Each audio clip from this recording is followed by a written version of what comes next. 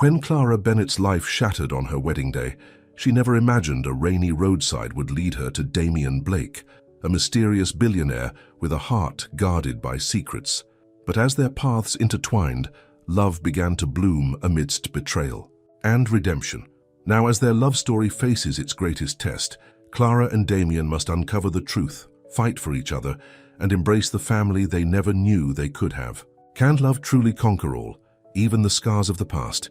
Before we get into the story, comment below where in the world you are watching from today.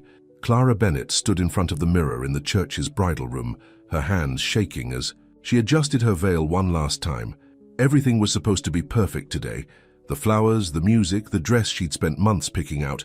It was all just as she'd imagined, but something felt wrong. Her maid of honor, Jackie, hadn't answered any of her calls this morning.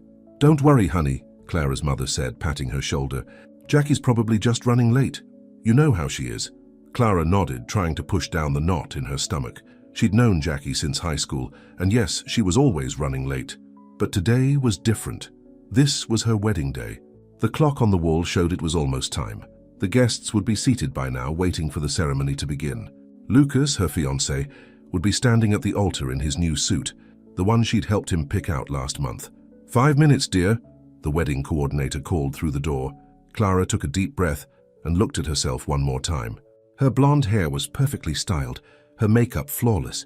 This was supposed to be the happiest day of her life. That's when her phone buzzed, a text message from Lucas. Her hands trembled as she read the words on the screen. "I'm sorry, Clara. I can't do this. I'm in love with someone else. Jackie and I are leaving town together. Please forgive me someday." The phone slipped from her fingers, clattering on the floor. The sound seemed to echo in the suddenly silent room. "Clara?" her mother asked, concern in her voice. "What's wrong?" Clara couldn't speak. She couldn't breathe. The room started spinning, and she grabbed the back of a chair to steady herself. "He's not coming," she finally whispered. "Lucas isn't coming. He's run away with Jackie." Her mother gasped, rushing to her side. "Oh, my baby. Oh, no." But Clara barely heard her. All she could think about was how Jackie had been acting. Strange these past few weeks. How Lucas had been working late more often. How they'd both insisted on handling the wedding preparations together, keeping her out of most of the planning. She'd been so blind. The wedding coordinator knocked again. 2 minutes. "Tell them," Clara said, her voice hollow. "Tell everyone to go home. There won't be a wedding today." The next hour passed in a blur. Her mother handled the guests, making excuses, handling the whispers and the pitying looks. Clara sat in the bridal room, still wearing her wedding dress, feeling like she was watching someone else's life fall apart. Her father came in, his face red with anger. "I'll kill him," he said. "I'll find that good-for-nothing coward and—" "Dad, please," Clara interrupted. I need to get out of here." She stood up, her legs unsteady. Without waiting for anyone's help, she gathered up her dress and walked out of the church's back door. She could hear the murmurs of the departing guests around the front, could imagine their faces, their gossip. Clara got into her car, not caring that her dress was getting crushed. She just needed to drive, to get away from this church, from this town, from everyone who would look at her with pity in their eyes. The rain started falling as she hit the highway, matching the tears streaming down her face. Her makeup was ruined, now black streaks marking her cheeks. 2 hours ago, she'd been worrying about looking perfect in her wedding photos. Now she was driving aimlessly in her wedding dress, with nowhere to go and no future to look forward to. She thought about all the signs she'd missed, the way Lucas would put his phone face down whenever she entered the room, how Jackie had stopped, sharing details about her personal life, the whispered conversations that stopped when she approached.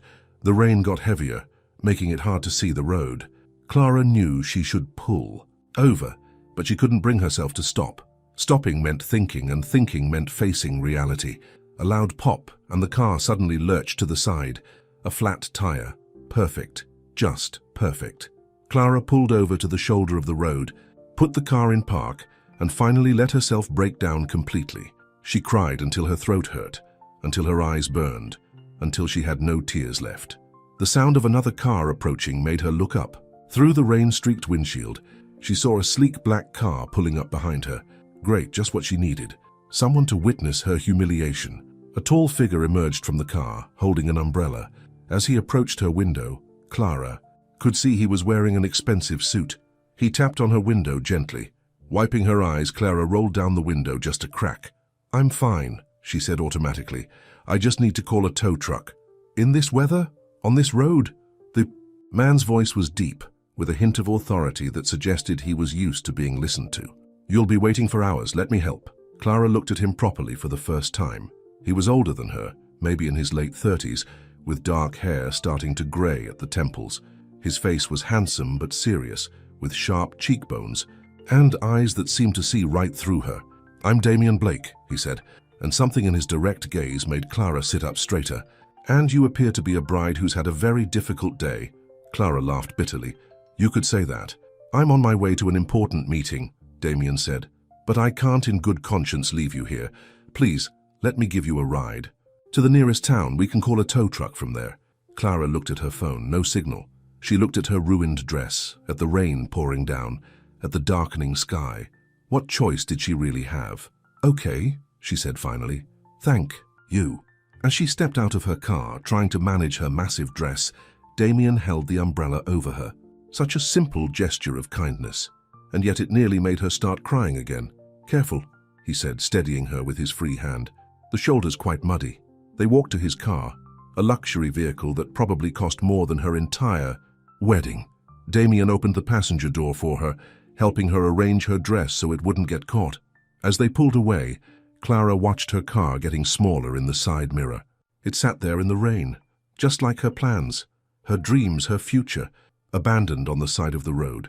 "Would you like to tell me about it?" Damien asked quietly, his eyes on the road ahead. Clara looked at him, this stranger in his perfect suit who had stopped to help her. And suddenly she found herself wanting to tell someone who didn't know her, who wouldn't judge her, who wouldn't look at her with pity. "My fiancé ran away with my maid of honor," she said, the words coming out in a rush. "I found out at the altar. Well, almost at the altar. He sent a text." Damien's hands tightened on the steering wheel. "A text message? To call off a wedding. Classy, right?" Clara said, surprised to find herself almost smiling at the absurdity of it all. "That's not the word I would use," Damien replied, his voice cold. Then, more gently, "I'm sorry that happened to you." They drove in silence for a few minutes, the rain drumming on the roof of the car. Clara noticed that despite his expensive suit and car, Damien wasn't wearing a wedding ring. She wondered what his story was, this mysterious man who had appeared just when she needed help. "Sometimes," Damien said suddenly, "the worst moments of our lives turn out to be turning points. Moments that lead us somewhere better than we could have imagined." Clara looked at him skeptically. "You sound like you're speaking from experience." A shadow passed over his face. "Perhaps I am." As they continued down the rain-swept highway, Clara had no way of knowing that this chance encounter, this moment of kindness from a stranger, would change the course of her life forever. Sometimes, after all, love comes not with a bang or a flash of lightning, but in the quiet moments when we least expect it, when we're at our lowest and most vulnerable. And sometimes, the end of one story is just the beginning of a better one. The rain had stopped by the time Damien's car pulled into the parking lot of the Grand Plaza Hotel. Clara looked at the gleaming building, in confusion. "I thought we were going to find a tow truck," she said, suddenly aware of how out of place she must look in her wrinkled wedding dress. "We will," Damien replied, turning off the engine. "But first, I think you could use a moment to collect yourself. The hotel has a suite reserved for my business meetings. You can freshen up there." Clara hesitated. "I don't want to keep you from your meeting." "It's been postponed," Damien said simply, though Clara noticed him sending a quick text message. "Some things are more important." The hotel staff didn't even blink at the sight of a bedraggled bride walking through their lobby. They just nodded respectfully at Damien, who seemed to be a regular guest. In the elevator, Clara caught her reflection in the mirrored walls and winced. Her carefully styled hair had fallen flat, her makeup was smeared, and her dream wedding dress was dirty at the hem. "Here we are," Damien said, using a key card to open a door on the top floor. The suite was bigger than Clara's entire apartment, with floor-to-ceiling windows overlooking the city. "The bathroom is through there," Damien pointed. "Take your time. I'll order some tea." Clara found herself in a marble bathroom larger than her bedroom. She did her best to clean up, washing away the ruined makeup and attempting to smooth her hair. There was something almost therapeutic about erasing the remnants of what was supposed to be her perfect day. When she came out, Damien was sitting in one of the plush chairs, a tea service arranged on the table in front of him. He'd removed his suit jacket and rolled up his sleeves, looking slightly more casual but no less imposing. "Better?" he asked, pouring her a cup of tea. Clara nodded, sitting across from him. "Thank you for all of this. You didn't have to help me." "No, I didn't," he agreed. "But I understand what it's like to have your trust betrayed by someone you thought you knew." There was something in his voice that made Clara look at him more closely. "What happened to you?" Damien was quiet for a moment, stirring his tea. "My business partner," he said finally. "We built our company together from nothing. I trusted him completely. Then one day I discovered he'd been embezzling funds, making deals behind my back. He nearly destroyed everything we'd worked for." "What did you do?" "I fought back, rebuilt, made the company stronger than ever." He smiled slightly. "But I stopped trusting people easily after that." Clara understood that feeling all too well now. "Will I ever stop feeling so stupid?" she asked quietly. "For not seeing what was right in front of me?" "You're not stupid," Damien said firmly. "You're someone who believed in love and trust. That's not a weakness, Clara. The world needs more people like you, not fewer." Something about the way he said her name made her heart skip a beat, which was ridiculous. She'd just been left at the altar, and here she was noticing how attractive a stranger was. "I should probably call my parents," Clara said, reaching for her phone. "They must be worried sick." "Use the hotel phone," Damien suggested. "The reception's better." While Clara talked to her mother, assuring her she was safe and would be home soon, Damien stepped out onto the balcony to make some calls of his own. Through the glass doors she could see him pacing, his expression serious as he spoke. When they both finished their calls, Damien turned to her with an unexpected proposition. "I have a charity gala next weekend," he said. "I'm required to attend, and I'm supposed to bring a date. The society pages have been having a field day with my personal life since the scandal with my ex-partner." Clara wasn't sure where this was going. "Okay, come with me," he said. "I'll make sure you have everything you need. Dress, jewelry, whatever's required. In return, you'll help me avoid the endless matchmaking attempts from board members and their daughters." Clara stared at him. "You want me to be your fake date?" "I want to help you," Damien corrected. "You need a fresh start, a way to show your ex that you're not sitting at home crying over him. I need someone genuine in a world of fake smiles and hidden agendas. We could help each other." "I don't know anything about your world," Clara protested. "I'm a kindergarten teacher. I shop at department stores. I'd stick out like a sore thumb at a fancy gala." "Good," Damien said with a hint of a smile. "That's exactly what I need. Someone real." Clara looked down at her ruined wedding dress. Just this morning, she'd thought she knew exactly how her life would go. Now everything was uncertain. "Why are you really doing this?" she asked. Damien considered her question carefully. "Because when I was at my lowest point, someone helped me. They didn't have to, but they did. Maybe this is my way of paying that forward." Before Clara could respond, there was a knock at the door. A hotel staff member entered with a garment bag.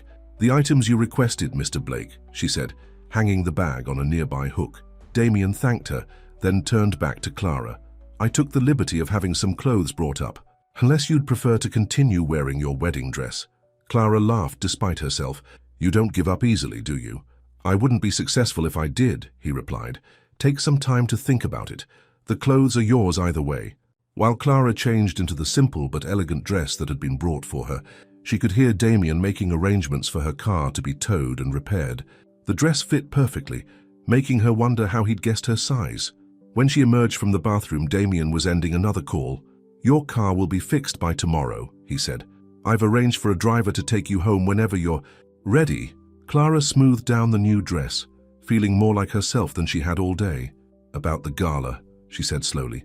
"If I agree, I need one condition." Damien raised an eyebrow. "Name it." "This is just business," she said firmly.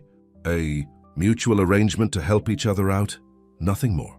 "Of course," Damien agreed, though something flickered in his eyes. "Just business." As Clara left the hotel later that evening, sitting in the back of a luxury car Damien had arranged for her, she wondered what she was getting herself into.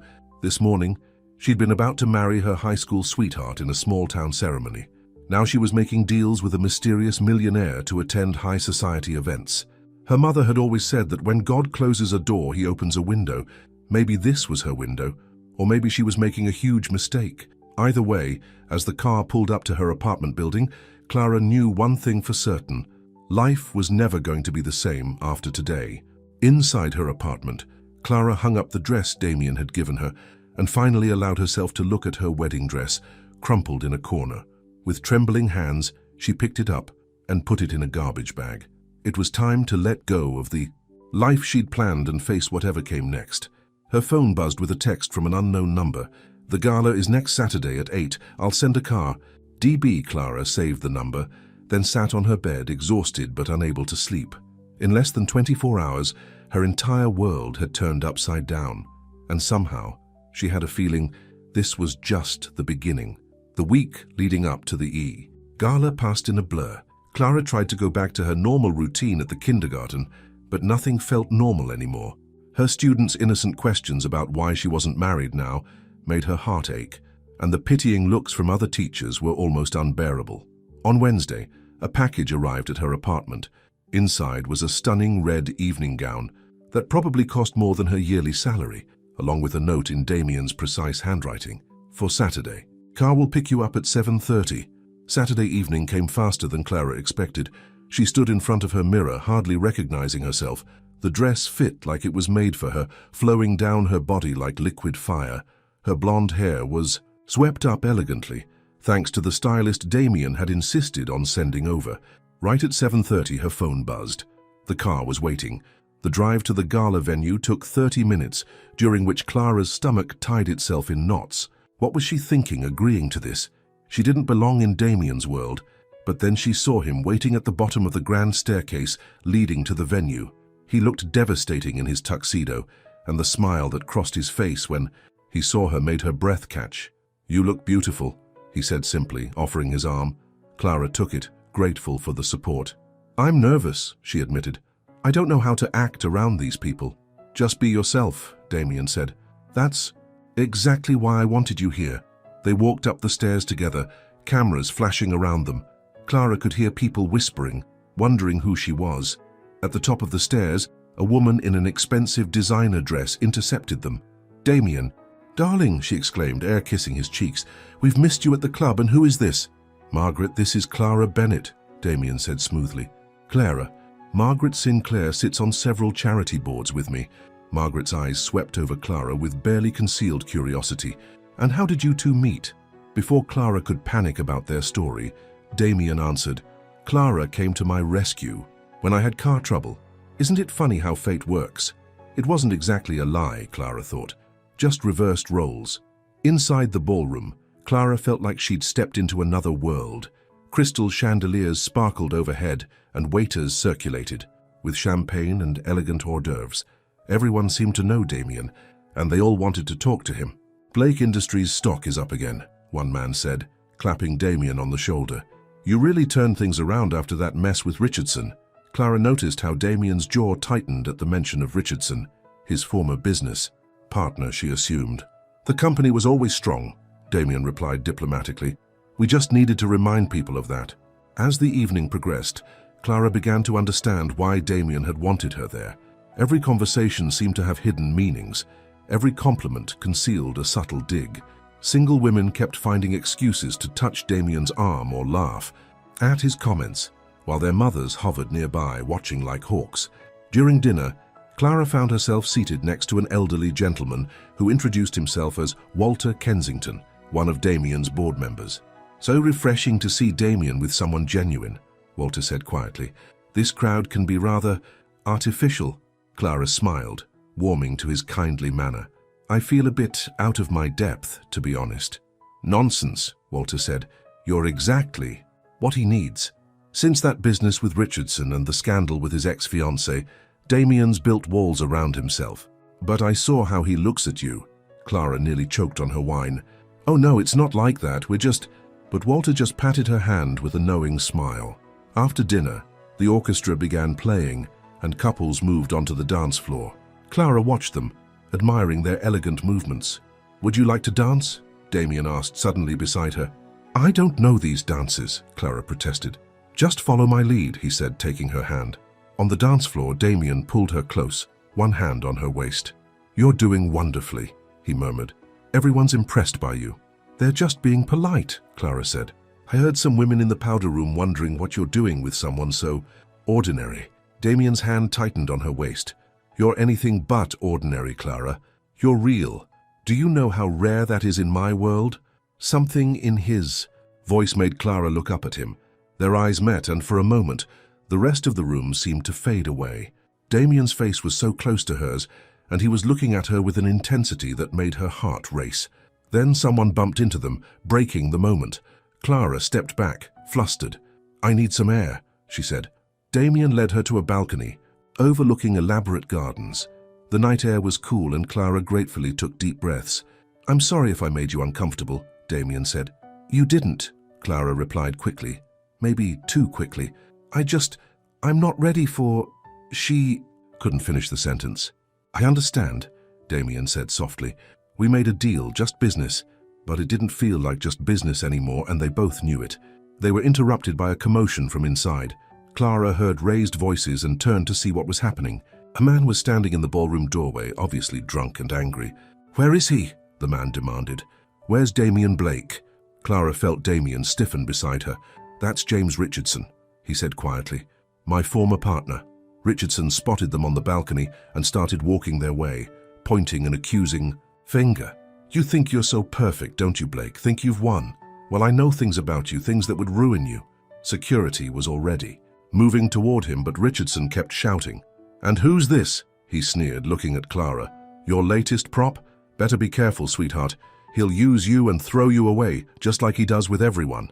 The security guards finally reached him, escorting him out as he continued to shout threats. The ballroom had gone silent, everyone staring at Damien. Clara looked at him. His face was like stone, but she could see the muscle ticking in his jaw. "Damien?" she said softly. "I think it's time to leave," he said, his voice cold. In the car ride home, Damien was silent, staring out the window. Clara wanted to reach out to him, to offer comfort, but she didn't know how. "He's wrong, you know," she said finally. "About you using people." Damien turned to look at her, his expression softening slightly. "How can you be so sure? You barely know me." "I know enough," Clara said. "I know you stopped to help a stranger in the rain. I know you've been kind to me when you had no reason to be." For a long moment, Damien just looked at her. Then he reached over and took her hand, squeezing it gently. When they reached Clara's apartment, Damien walked her to her door. "Thank you," he said, "for everything tonight. Even the dramatic ending?" A ghost of a smile crossed his face. "Even that." Clara wanted to say something more, but she wasn't sure what. This evening had changed something between them, but she wasn't ready to examine what that might be. "Good night, Damien," she said instead. "Good night, Clara." As she got ready for bed that night, Clara couldn't stop thinking about the evening, about the way Damien had looked at her while they danced, about Richardson's angry accusations, about Walter's knowing smile when he talked about how Damien looked at her. Her phone buzzed with a text from Damien. "I hope Richardson's appearance didn't frighten you away. There's something I'd like to show you tomorrow, if you're willing." Clara stared at the message for a long time before replying, "I'm not that easy to scare off. What time tomorrow?" His response came quickly. 11 a.m. Wear something casual. Good night, Clara." Clara fell asleep, wondering what tomorrow would bring, and why her heart beat faster every time she thought about seeing Damien again. So much for just business. Clara woke up Sunday morning still thinking about the gala. Her red dress hung on her closet door like a reminder that it hadn't been a dream. She'd really spent the evening in Damien Blake's world of wealth and power, and now he wanted to show her something. At exactly 11 a.m., a car pulled up outside her apartment, but instead of a chauffeur, Damien himself was driving. He was dressed casually in jeans and a sweater, looking more approachable than she'd ever seen him. "No fancy car today?" Clara asked, noticing he was driving a simple SUV instead of his usual luxury vehicle. "Where we're going, we need something less conspicuous," he said with a slight smile. They drove out of the city, away from the gleaming skyscrapers and into older neighborhoods. Clara was surprised when they pulled up in front of a rundown building with a sign that read, "St. Mary's Children's Home." "What is this place?" she asked. Damien's face grew serious. "This is where I grew up." Clara turned to stare at him. You grew up in an orphanage?" "Until I was 12, he nodded. "My parents died in a car accident when I was 5. I had no other family." Clara's heart ached as she watched him look at the building. She could see the little boy he must have been, alone and scared. "The place was better maintained back then," Damien continued. "But lately they've been struggling. That's actually what last night's gala was for. raising money to renovate this place and others like it. They got out of the car, and Damien led her to the front door. An elderly nun opened it, her face lighting up when she saw him. "Damien Blake," she exclaimed, pulling him into a hug. "You're early. The children weren't expecting you until this afternoon." "Sister Margaret," Damien said warmly, "I wanted to show Clara the place before the chaos begins." The nun turned to Clara with twinkling eyes. "So this is the young lady I've been hearing about. Come in, come in." Inside, the building was clean, but clearly in need of repair. The paint was peeling and the furniture was worn, but there were children's drawings on the walls and the sound of laughter coming from somewhere upstairs. "The children love when Damien visits," Sister Margaret told Clara. "He brings them treats and plays basketball with them. Such a change from when he was here. He was such a serious little boy." Clara could imagine it. Young Damien already carrying the weight of the world on his small shoulders. "Sister," Damien said, a hint of embarrassment in his voice, "could we see the plans for the renovation?" Sister Margaret led them to her office, pulling out blueprints.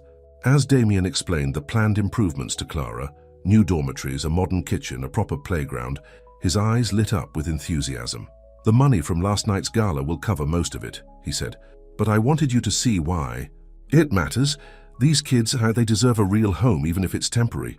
Clara understood now why he'd brought her here. He was sharing a part of himself that few people knew about. Their tour was interrupted by the sound of children running down the stairs. "Mr. Blake is here!" they shouted. Soon they were surrounded by excited kids. Clara watched in amazement as Damien's usual reserved manner melted away.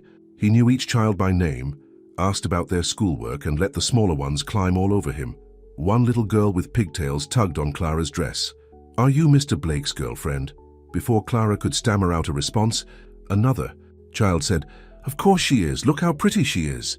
Damien caught Clara's eye over the children's heads, and something passed between them. A moment of understanding, of shared emotion. The afternoon passed quickly. They played games with the children, helped serve lunch, and listened to countless stories. Clara found herself particularly drawn to a quiet 7-year-old named Emily, who reminded her of her kindergarten students. "Emily's new here," Sister Margaret explained quietly. "Her mother passed away last month, no father in the picture." Clara sat with Emily, drawing pictures together, while Damien played basketball with the older boys. She noticed him glancing, their way often, a soft expression on his face. As the day wound down, Sister Margaret pulled out a photo album. "Clara, would you like to see something special?" Despite Damien's protests, the nun showed Clara photos of him as a child, serious-faced and skinny, but with the same determined look in his eyes. "He was always helping the younger children," Sister Margaret said fondly, "always protecting them. Even then, he was a leader." On their way back to the city, Clara was quiet, processing everything she'd learned about Damien. "You must think I'm quite calculating," he said suddenly, "bringing you here to make myself look good." "Actually," Clara replied, "I think you brought me here because you wanted someone to understand you, the real you, not the businessman everyone sees." Damien was silent for a moment.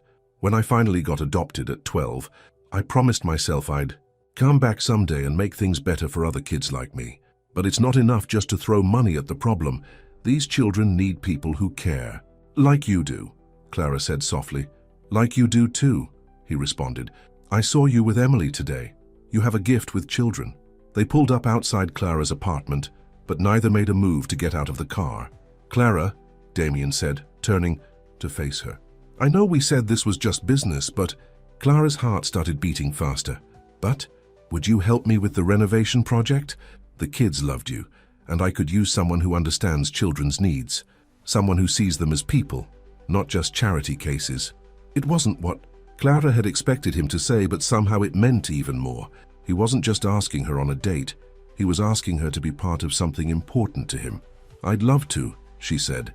Damien's smile made her heart flip. "Thank you for everything today, for understanding." As Clara watched his car drive away, her phone buzzed with a text from her mother. "Lucas called, he wants to talk." Clara stared at the message, her happy mood evaporating. Lucas, her runaway groom, her past. She'd almost forgotten about him today, lost in Damien's world and his story. Another text came through, this one from Damien. "Thank you for making today special for the children and for me." Clara looked at the two messages, one representing her past, one possibly her future. She'd have to deal with Lucas. Eventually, she knew that. But today had shown her something important. There was more to life than the small-town future she'd planned with Lucas. There was a whole world out there, filled with possibilities she'd never imagined. And maybe, just maybe, there was room in that world for a kindergarten teacher and a billionaire who shared a passion for helping children. As she got ready for bed that night, Clara found herself looking at her reflection and seeing someone different from the bride who'd been left at the altar. That Clara had been living in a safe, predictable bubble. This Clara was discovering who she really was, what she really wanted. Her phone buzzed one more time. Damien again. Sister Margaret asked if you'd come back next weekend. The children want to know if their new favorite storyteller will return. Clara smiled as she typed her reply. Wouldn't miss it. She fell asleep thinking not of her failed wedding or Lucas's attempt to contact her, but of a serious little boy in an orphanage who grew up to be a man with a mission. And somehow, surprisingly, she'd become part of that mission. The only question was that all she wanted to be to Damien Blake? Clara tried to focus on her kindergarten class, but her mind kept wandering to the text from Lucas. He'd called 3 more times since Sunday, leaving messages asking to meet. She'd ignored them all, throwing herself into planning activities for the children's home renovation instead. Miss Bennett? Little Tommy's voice brought her back to the present. You're reading the same page again. Clara smiled apologetically at her class. Sorry, children. Let's take a break from story time and do some finger painting instead. As the children happily splashed colors onto paper, Clara's phone buzzed again. This time it was Damien, sending her the final plans for the children's home playground. She smiled, remembering how he'd insisted on including Emily's suggestion for a fairy garden corner. The classroom door opened, and Clara's heart stopped. Lucas was standing there holding a bouquet of roses, the same kind he'd chosen for their wedding. Clara, he said, we need to talk. The children looked between them curiously. Clara took a deep breath, trying to stay professional. I'm in the middle of class, Lucas. I'll wait, he said, settling into a chair by the door. Clara somehow got through the rest of the school day, hyper-aware of Lucas's presence. When the last child left, she turned to face him. You can't just show up at my workplace, she said. You wouldn't answer my calls. Lucas stepped closer, holding out the flowers. I made a terrible mistake, Clara. I miss you. Clara didn't take the roses. Where's Jackie? Lucas's face fell. She left, went to California with some guy she met. I realized what an idiot I'd been, throwing away what we had. What we had? Clara's voice rose.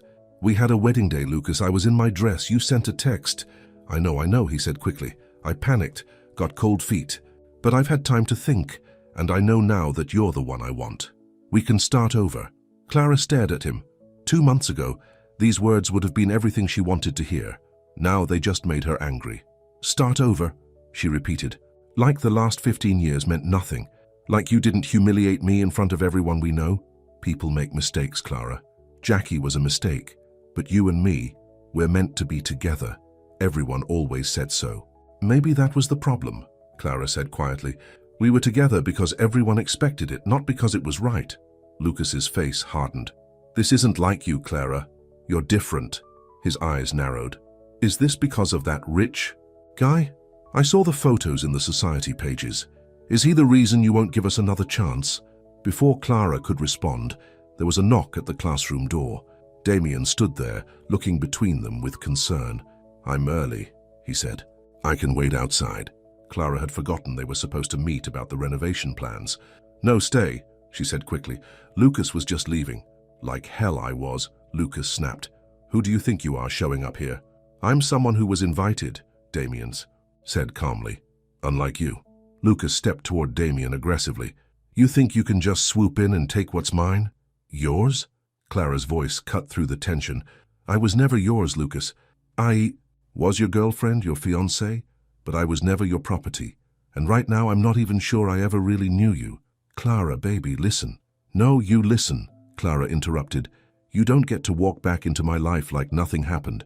You don't get to show up at my workplace. And you definitely don't get to act like I betrayed you by moving on after you left me at the altar. Lucas turned to her, his face red. Moving on? With him? Do you really think he cares about you? Men like him? They use women like you for fun, then throw them away. That's enough, Damien said, his voice cold. I think you should leave. Or what? Lucas challenged. Or I'll call security. the school principal said from the doorway. "Clara, is everything all right?" Clara nodded, gratefully. Lucas was just leaving. With a final glare at Damien, Lucas stormed out, dropping the roses in the trash on his way. The principal touched Clara's arm. "Take the rest of the day, dear.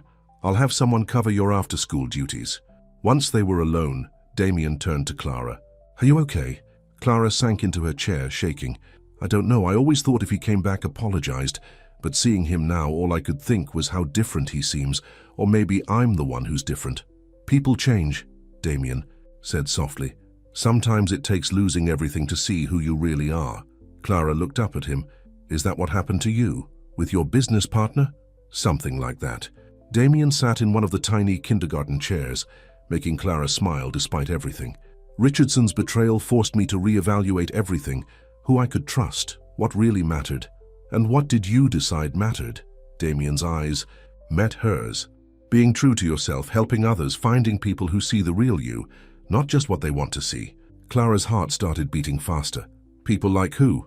Before Damien could answer, Clara's phone rang. It was Emily's social worker from the children's home. "Clara, Emily's asking for you. She's had a rough day, won't talk to anyone else. Could you—" "I'll be right there," Clara said immediately. Damien was already standing. "I'll drive you." On the way to St. Mary's, Clara was quiet, processing everything that had happened. Lucas's return should have thrown her world into chaos, but instead, it had shown her how much she'd grown. "Thank you," she said suddenly. "For what?" "For helping me see who I could be, not just who everyone expected me to be." Damien's hand found hers across the console. "You did that yourself, Clara. I just gave you the opportunity." At St. Mary's, they found Emily curled up in the reading corner. The little girl's face lit up when she saw Clara, and soon she was cuddled in Clara's lap, talking about her bad day. Damien watched them from the doorway, a soft expression on his face. When Emily finally fell asleep, he helped Clara tuck her in. "You're amazing with her," he said, as they walked back to the... "She just needs someone to listen," Clara replied. "Someone who sees her, like you see me," Damien said quietly. Clara turned to look at him, and suddenly the air between them felt charged with possibility. Damien stepped closer, his hand coming up to touch her cheek. Then his phone rang, the special ringtone he used for emergency business calls. The moment broke. "I have to take this," he said regretfully. Clara nodded, stepping back. "Of course, I should get home anyway, early class tomorrow." But as she lay in bed that night, Clara couldn't sleep. Lucas's return had stirred up old feelings, not of love, but of doubt. Was she really ready for something new? And more importantly, was she ready for something with someone like Damien? Her phone lit up with a text. "Emily asked if you'd come read to her tomorrow after school, no pressure." Clara smiled, typing back, "I'll be there." Another message followed. "Good, because I think we need to talk about what almost happened." "Tonight?" Clara's heart skipped. "Yes," she wrote back, "I think we do." She fell asleep thinking not of Lucas and his roses, but of Damien's gentle touch and the way he looked at her when she was with Emily. Sometimes, she was learning, the best things in life came not from holding on to the past, but from being brave enough to embrace an unexpected future. Clara arrived at St. Mary's right after her kindergarten class ended. She'd changed into a casual dress, trying not to think too hard about why she'd taken extra care with her appearance today. Emily was waiting at the front door with Sister Margaret, practically bouncing with excitement. "Miss Clara, you came." "Of course I did, sweetheart," Clara said, hugging the little girl. "I promised, didn't I?" Sister Margaret smiled knowingly. "Damien's in the garden going over the renovation plans with the contractors. Emily, why don't you show Clara your new drawing while I let him know she's here?" Emily pulled Clara to the art room, chattering about her day. Clara tried to focus on the child's stories, but her mind kept wandering to the conversation she and Damien needed to have. "Is Mr. Blake your boyfriend?" Emily asked suddenly, catching Clara off guard. "It's complicated, sweetie." "Grown-ups always say that," Emily said wisely, "but I see how he looks at you, like my daddy used to look at my mommy in the pictures." Clara's heart squeezed. Before she could respond, Damien appeared in the doorway. "Emily, Sister Margaret needs help setting up for dinner. Would you mind?" Emily looked between them with a child's understanding of adult situations. "Okay, but don't forget you promised to push me on the swings later, Miss Clara." Once they were alone, an awkward silence fell. Clara spoke first. "About last night. Would you like to see the garden plans?" Damien interrupted. The contractors had some interesting suggestions. Clara recognized his deflection but played along. They walked to the garden, where blueprints were spread out on a table. "We're adding a vegetable patch here," Damien explained, pointing, "teaching the children about growing their own food. And over here—" "Damien," Clara said softly, "we can't keep pretending." He stopped, his hand still on the blueprints. "Pretending what? That this is still just business? That there isn't something happening between us?" Damien turned to face her, his expression serious. "You're right, but it scares me, Clara." "Why?" "Because the last time I trusted someone completely, they nearly destroyed everything I'd built. And now," he ran a hand through his hair, "now I find myself trusting you without even trying. It terrifies me." Clara stepped closer. "It scares me too. When Lucas showed up yesterday, I realized something. I'm not the same person I was 2 months ago. Being around you, being part of this project, helping these children, it's changed me. Is that a good thing?" "Yes," Clara said firmly, "but it's also scary, because every time I'm with you, I feel myself falling." A commotion from inside interrupted them. They heard raised voices and quickly headed back into the building. James Richardson was in the entrance hall, arguing with Sister Margaret. He looked disheveled, desperate. "I need to talk to Blake," he was saying. "I know. He's here." "Mr. Richardson," Sister Margaret said firmly, "you're disturbing the children. Please leave." Damien stepped forward, pushing Clara slightly behind him. "James, what are you doing here?" Richardson's eyes were wild. "You think you're so clever, don't you? Building your little orphanage, playing the hero, but I know the truth. There are children present," Damien said coldly. "Whatever you have to say can wait." "No, the board meets tomorrow. They need to know what really happened 3 years ago." Clara saw Damien stiffen. "What are you talking about?" Richardson laughed bitterly. "The Morrison deal. The one that made you famous. Tell them how you really got it, Damien. Tell them what you did to me." "You're drunk, James. Go home." "Clara." Richardson turned to her. "Has he told you about his past? About what he's capable of? Ask him about Sarah Morrison. Ask him why That's enough." Damien's voice cracked like a whip. "Sister, call security." But Richardson was already backing away. "Tomorrow, Blake. Everything comes out tomorrow." After he left, an uncomfortable silence fell. The children who had witnessed the scene were whispering among themselves. "Who's Sarah Morrison?" Clara asked quietly. Damien's face was like stone. "Someone from the past, it's not important." But Clara could see it was.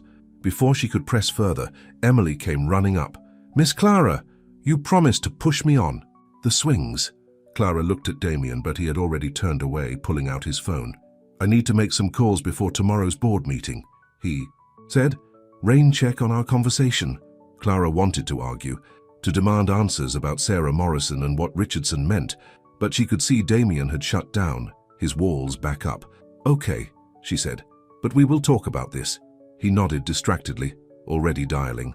Clara spent the next hour pushing Emily on the swings, trying to focus on the little girl's laughter, instead of the worry gnawing at her gut. Who was Sarah Morrison? What had happened 3 years ago? As she was leaving, Sister Margaret pulled her aside. "Be patient with him," the nun said. "Damien's past, it's complicated, but his heart is good." "I know," Clara said. "So that's what worries me. Good hearts can be hurt the deepest." That night, Clara couldn't sleep. She kept thinking about Richardson's accusations, about the look on Damien's face when Sarah Morrison was mentioned. Her phone buzzed with a text from Damien. "I'm sorry about today. There are things in my past, things I'm not proud of, but I want to tell you everything. Dinner tomorrow?" Clara stared at the message for a long time. Part of her was afraid of what she might learn, but a bigger part knew that whatever Damien had to tell her, she needed to hear it. "Yes," she wrote back. "I think it's time for the whole truth." His response came quickly. "I'll pick you up at 7, and Clara, thank you for trusting me." Clara put down her phone, her mind racing. Tomorrow she would learn the truth about Damien's past. The question was, would it change how she felt about him? In the darkness of her bedroom, Clara realized something that both thrilled and terrified her. Despite her fears, despite Lucas's warnings and Richardson's accusations, she was falling in love with Damien Blake. Now she just had to hope his past wouldn't tear them apart before they had a chance to explore what they could be together. Clara spent all day distracted, watching the clock crawl toward evening. Her kindergarten students noticed her mood, and little Tommy even offered her his favorite dinosaur sticker to cheer her up. At exactly 7 p.m., Damien's car pulled up outside her apartment, but instead of the restaurant she expected, they drove to his penthouse apartment. "I thought we'd have more privacy here," he explained, leading her inside. The apartment was beautiful but impersonal, like a luxury hotel suite. The only signs of real life were some children's drawings on the refrigerator. Clara recognized Emily's artwork among them. "I had dinner brought in," Damien said, gesturing to an elegantly set table. "But first, I need to show you something." He led her to his home office and pulled out an old file. Inside were newspaper clippings and photographs. "Sarah Morrison," he said, handing her a photo of a beautiful woman in her 30s, "was Richard Morrison's wife. Morrison owned the company that made me who I am today." Clara sat down, sensing this would be a long story. 3 years ago," Damien continued, "Morrison Enterprises was the biggest tech company in the state. I was a rising star, and James Richardson was my best friend and business partner. What no one knew was that the company was in trouble. Morrison had been cooking the books for years." He poured them both a glass of wine before continuing. "Sarah discovered what her husband was doing. She came to me, showed me the proof. She wanted to go public, but I convinced her to wait. I said we could fix it quietly, save the jobs of thousands of employees." "What happened?" Clara asked softly. Damien's face darkened. "Richardson found out about our meetings. He went to Morrison, twisted everything around, made it look like Sarah and I were having an affair, that we were plotting to take over the company." He took a deep breath. "Morrison was an angry, violent man. When Sarah got home that night, he killed her. Then he killed himself." Clara gasped. "Oh my God." "Richardson knew the truth," Damien said, his voice rough with emotion. "He knew why Sarah and I were meeting, but he saw an opportunity. With Morrison dead, the company was in chaos. Richardson convinced the board that I was responsible for everything. The affair, the company's problems, all of it." "But you fought back," Clara said, remembering what he'd told her before. "Yes, I found proof of what Morrison had done, cleared my name. The board gave me control of the company. Richardson was fired, his reputation ruined." Damien looked at her intently. "But Sarah's death, that's on me. If I'd just listened to her, gone public immediately." Clara reached for his hand. "You can't blame yourself for what Morrison did. Richardson does. That's what he meant yesterday. He's threatening to tell his version of the story to the board. Make it sound like I deliberately set up Sarah, used her to take over the company. But that's not true.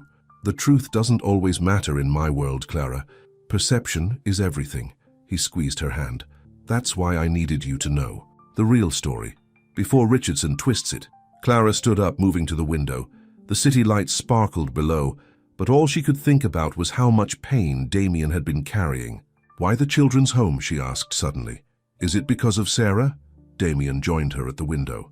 "Partly. She grew up in a place like St. Mary's. She always talked about going back, helping others. After she died, I promised myself I'd do it for her." Clara turned to face him. "Thank you for telling me the truth. I've never told anyone the whole story," he admitted. "Not even my closest advisors know everything." "Why me?" Damien touched her face gently. "Because you see me.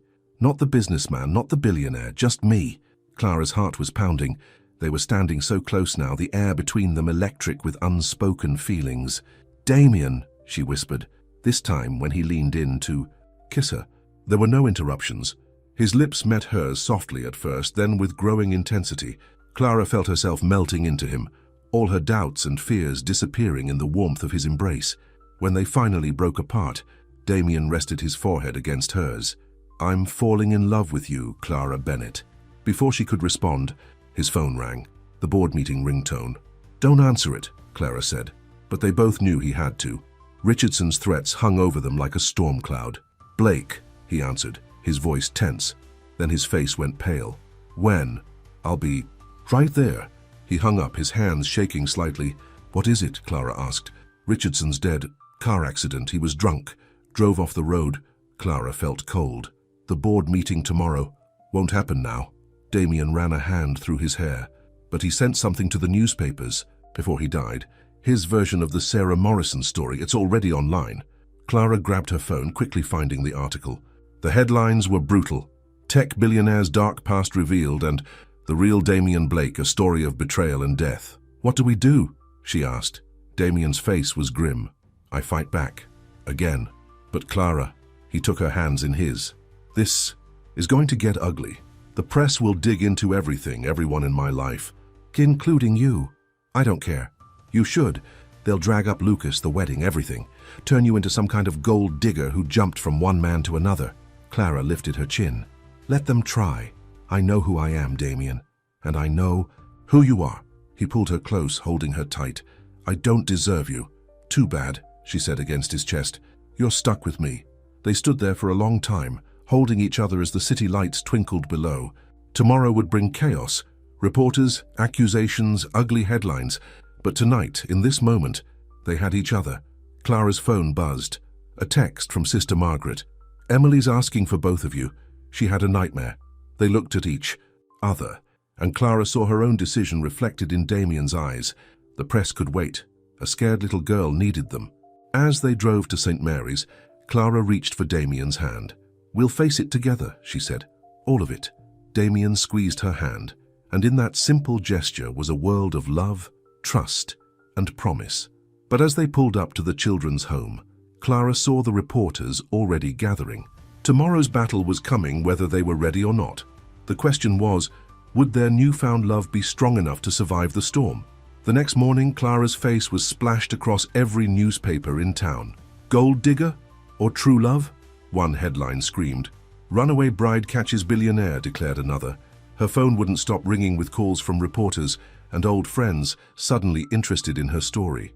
"Don't look at them," her mother advised when Clara called. Her in tears. "They don't know you, honey. They don't know your heart." But it was hard not to look when photographers camped outside her apartment and followed her to work. Some parents at the kindergarten complained about the media attention, worried about their children's privacy. The principal called Clara into her office.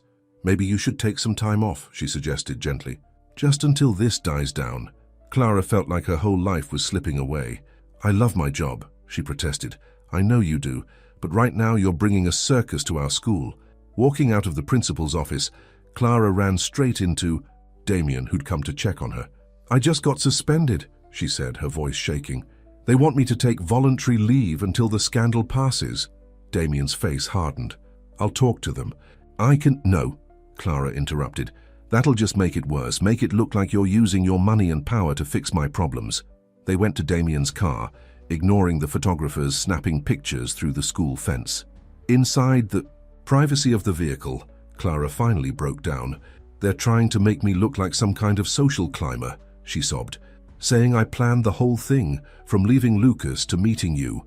Someone even dug up my old high school yearbook, quote about wanting to marry rich. I was 15 when I wrote that," she added indignantly. "It was a joke." Damien pulled her close. "I know, sweetheart. I know." His phone rang. Another board member calling about the crisis.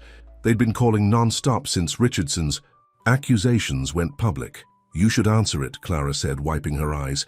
But Damien turned off his phone instead. "No, right now you're more important." He drove them to St. Mary's, the one place they could find peace lately. But today, even that sanctuary was surrounded by reporters. Sister Margaret met them at the back entrance. "The children are upset," she said. "They keep hearing awful things about you both on TV." Emily ran to them as soon as they entered. "Is it true?" she asked, her lower lip trembling. "Are they going to stop the renovation because Mr. Blake is a bad man?" "No, sweetheart." Clara knelt down to hug her. "Mr. Blake is a good man. Sometimes people say mean things that aren't true. Like when Tommy said I stole his crayon, but I didn't." Clara smiled. "Exactly like that."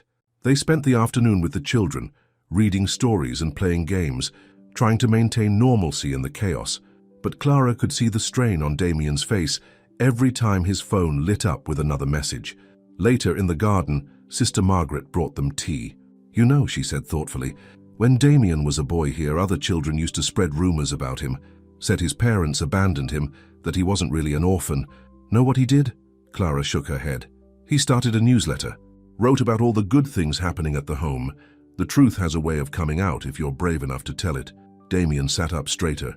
"Sister, you're a genius." He turned to Clara. "What if we tell our story? The whole truth about Sarah, about us meeting everything. No more hiding, no more letting others control the narrative." "But your privacy," Clara started, "isn't worth losing everything else." He took her hand. "I've spent years protecting my secrets, building walls. Maybe it's time to tear them down. The next morning, Clara stood beside Damien as he called a press conference at St. Mary's. The children watched from the windows as reporters gathered in the garden. 3 years ago, Damien began, a brave woman named Sarah Morrison came to me with evidence of corruption. He told everything. The real story of Sarah's death, his battle to save the company, his childhood at St. Mary's. Then he told their story, meeting Clara on the rainy road, falling in love while helping the children. I'm not perfect, he concluded. I've made mistakes, but loving Clara Bennett isn't one of them, and helping these children isn't either. Clara stepped forward then, taking the microphone. I didn't plan to meet Damien Blake, she said clearly. I didn't plan to fall in love again after being left at the altar, but life doesn't always follow our plans. Sometimes it gives us something better than we could have imagined. She looked at Damien. I fell in love with a man who stops to help strangers in the rain, who remembers every child's name in this home, who carries guilt for things that weren't his fault, but still tries to make the world better. The reporters were silent for once, their cameras capturing every word. So write what you want about me, Clara continued. Call me a gold digger or a social climber. But know this, I love Damien Blake for who he is, not what he owns, and I'm not going anywhere. Emily chose that moment to run out into the garden, throwing herself into Clara's arms. Other children followed, surrounding them with hugs. The photographers went crazy, but these pictures told a different story than their usual scandal shots. These showed love, family, truth. That evening, watching the news coverage in Damien's penthouse, Clara felt at peace for the first time in days. Look at this, Damien said, showing her his phone. The company's stock was up and messages of support were pouring in from employees and business partners. Sometimes the truth really does set you free, Clara mused. Speaking of truth, Damien said, suddenly looking nervous. There's something else I need to say. He took her hands, pulling her to stand in front of the window where they'd shared their first kiss. I love you, Clara Bennett. Not just a little, not just for now. I love you in a way that changes everything. And I know it's fast. I know it's crazy, but... Clara stopped him with a kiss. I love you too. His smile lit up his whole face. Move in with me. What? Move in with me. Here? Or we can buy a new place. Somewhere closer to St. Mary's, maybe. We can turn one of the rooms into a classroom for Emily and the other children. Clara laughed. You've thought about this. I think about our future all the time, he admitted. Is that a yes? Clara looked around the apartment, imagining it filled with warmth and life and love. On one condition. Anything. We get married at St. Mary's. Let Sister Margaret officiate. Have the children there. Damien's eyes widened. Was that a proposal, Miss Bennett? Clara blushed. Maybe, is that a yes? Instead of answering, he pulled her into a deep kiss. Outside, camera flashes went off. The paparazzi were still camped on nearby buildings. But for once, neither of them cared. They had fought for their love, stood up for the truth, and come out stronger. Whatever came next, they would face it together. Clara's phone buzzed. Emily had sent a new drawing. It showed all of them together. Clara, Damien, Emily, Sister Margaret, and all the children from St. Mary's. One big, unconventional, perfect family. Our happy ending, Clara said softly. Damien hugged her from behind. No, my love. Our happy beginning. The media storm gradually died down over the next few weeks. Clara's honest press conference had changed public opinion, turning their story from a scandal into a romance. People stopped calling her a gold digger and started calling her a modern Cinderella instead. At least they're creative, Clara joked as she packed up her apartment. She held up a newspaper with the headline, From Runaway Bride to Billionaire's Princess, a real-life fairy tale. Damien, who was supposed to be helping pack but kept getting distracted by kissing her, laughed. Well, you did lose a shoe that night in the rain. I did not. It was stuck in the mud, and I went back for it. Their playful banter was interrupted by Clara's phone ringing. It was Emily's social worker. Clara, we need you and Damien to come to St. Mary's. There's been a development with Emily's case. Clara's heart dropped. She and Damien had been quietly working with lawyers, hoping to adopt Emily. The little girl had become such a huge part of their lives, and they couldn't imagine their future without her. They rushed to St. Mary's, finding Sister Margaret waiting with Emily and a serious-looking woman in a business suit. Mr. Blake, Miss Bennett, the woman said. I'm Jennifer Watson from Child Services. We've located Emily's biological father. Clara felt Damien's hand tighten around hers. He didn't know Emily existed. Jennifer explained. Her mother never told him she was pregnant. When he saw the media coverage of St. Mary's and recognized Emily's mother in one of the photos, he came forward. Emily sat quietly, clutching her favorite stuffed rabbit, a gift from Clara. Does he want custody? Clara forced herself to ask. He wants to meet her, Jennifer said. He has rights as her biological father, but he also understands that Emily has formed strong bonds here, especially with you two. Emily suddenly spoke up. I don't want to go with him. I want to stay with Miss Clara and Mr. Blake. Clara knelt beside her. Sweetheart, nobody's going to make you do anything you don't want to. But wouldn't you like to meet your daddy just to talk? Emily looked uncertain. Will you come with me? Of course we will, Damien said firmly. If that's allowed? Jennifer nodded. Mr. Parker, Emily's father, actually requested that. He wants to meet the people who've been caring for his daughter. The meeting was arranged for the next day. Clara and Damien barely slept that night, both worried about what it might mean for their future with Emily. Robert Parker turned out to be a kind-looking man in his late 30s, clearly nervous as he waited in Sister Margaret's office. Emily, has your eyes? Clara said softly, trying to break the ice. Robert smiled sadly. She looks just like her mother. I loved Kate, you know. We were together in college, but she left suddenly. I never knew why until now. Emily hid behind Clara at first, but gradually warmed up as Robert shared stories about her mother in college, how she loved to draw, just like Emily did.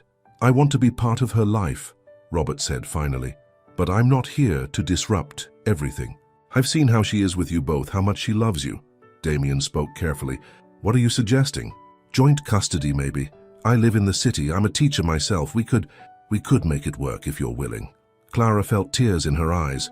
You'd do that? Emily deserves all the love she can get, Robert said simply. Kate would have wanted that. Over the next few weeks, they worked out an arrangement. Emily would live primarily with Clara and Damien, but spend weekends with Robert. It wasn't conventional, but then nothing about their family was.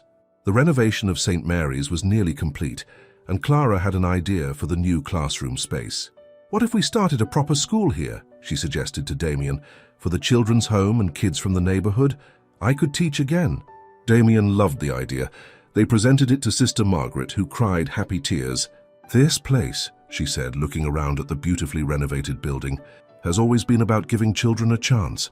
Now we can give them even more. Life settled into a new rhythm. Clara and Damien moved into a beautiful house near St. Mary's with plenty of room for Emily and her growing collection of art supplies. Robert became not just Emily's father, but a friend to them all, often joining them for Sunday dinners. One evening, as they sat in their garden watching Emily teach Robert her favorite card game, Clara turned to Damien. Are you happy? She asked. With how everything turned out. Damien pulled her close. More than I ever thought possible. You know, when Richardson's accusations came out, I thought I'd lose everything. Instead, I gained a family. Speaking of family, Clara bit her lip nervously. How do you feel about expanding ours? Damien looked confused for a moment, then his eyes widened. Are you? Clara nodded, tears of joy in her eyes. I found out this morning. Emily's going to be a big sister. Damien whooped with joy, picking her up and spinning her around. Emily and Robert looked over, startled by the commotion. What's happening? Emily asked, running over. Clara and Damien shared. Look, then Clara held out her arms. Come here, sweetie, we have some news.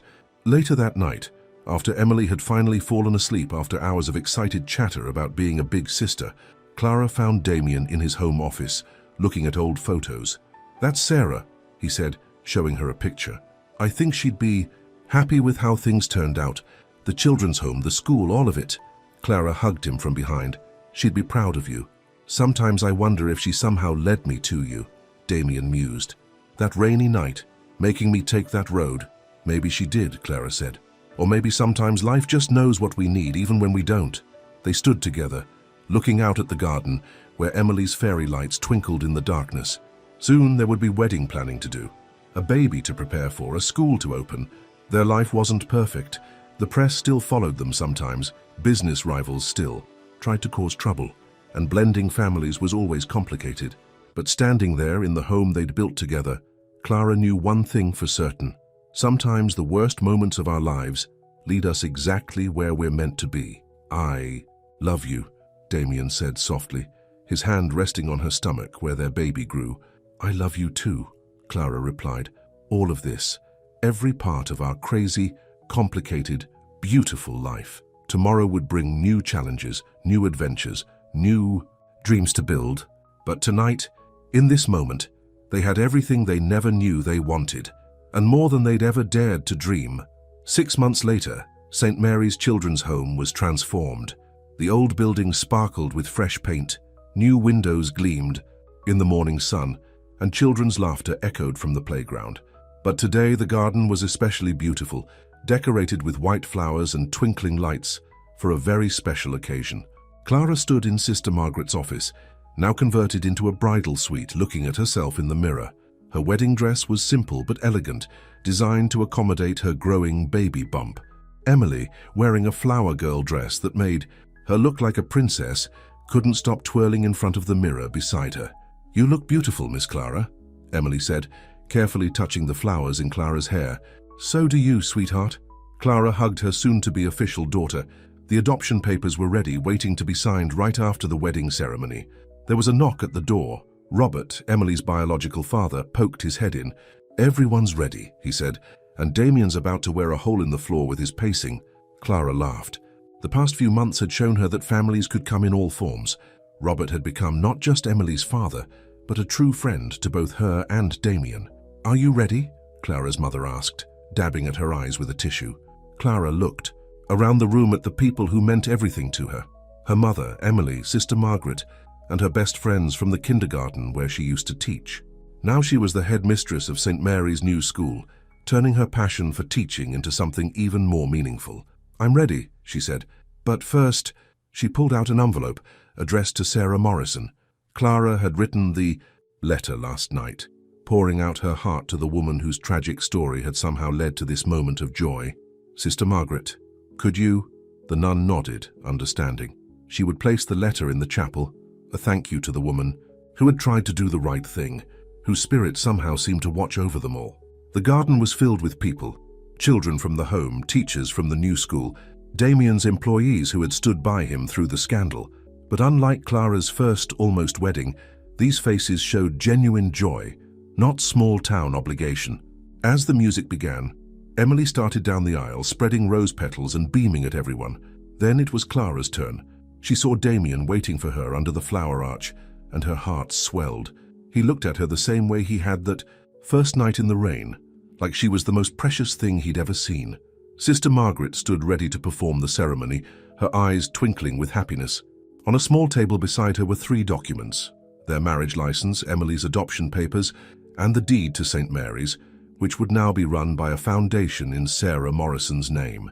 "Dearly beloved," Sister Margaret began, "we are gathered here today not just to witness a marriage, but to celebrate the many ways love can heal and transform us." Clara and Damien had written their own vows. Damien went first, his voice strong and clear. "Clara Bennett, you found me when I was lost in darkness. You taught me that it's okay to trust again, to love again. With you, I found not just love, but family, purpose, and joy. I promise to spend the rest of my life trying to be worthy of the love you've given me." Clara's voice shook slightly as she spoke her vows. "Damien Blake, you came into my life when I thought everything was broken. You showed me that endings can be beginnings in disguise. You gave me not just your heart, but a home, a family, and a future brighter than any I could have imagined. I promise to love you, support you, and remind you every day that you are worthy of all the happiness in the world." Emily handed them the rings, practically bouncing with excitement. As they exchanged rings, Clara felt the baby kick, as if adding its own blessing to the moment. "By the power vested in me," Sister Margaret said proudly, "I now pronounce you husband and wife." Their kiss was interrupted by Emily hugging them both, making everyone laugh. Then Sister Margaret brought out the adoption papers. "Ready to make it official?" she asked Emily. Emily nodded eagerly. They had explained to her that even though she had Robert as her biological father, Damien and Clara would be her parents. "Too, the more people to love you, the better," Robert had said. As they signed the papers, Claire noticed movement at the back of the garden. Lucas stood there, watching. He had sent a letter a few weeks ago, apologizing for his behavior and wishing her happiness. Clara gave him a small nod, finally at peace with that chapter of her life. The reception was a joyful celebration. Children from the home performed a song they had written themselves. Robert gave a touching speech about modern families and love in all its forms. Sister Margaret told embarrassing stories about young Damien that had everyone laughing. As the evening wound down, Clara and Damien snuck away to the chapel to have a quiet moment alone. The letter to Sarah lay on the altar, bathed in candlelight. "Do you think she knows?" Clara asked softly. "How many lives she touched? How her story led to all of this?" Damien wrapped his arms around her, his hands resting on her growing belly. "I think she knows, and I think she's happy." They walked back to their reception hand in hand, stopping to look up at the stars. "What are you thinking?" Damien asked. "I'm thinking about that night in the rain," Clara said. "How lost I felt. How broken.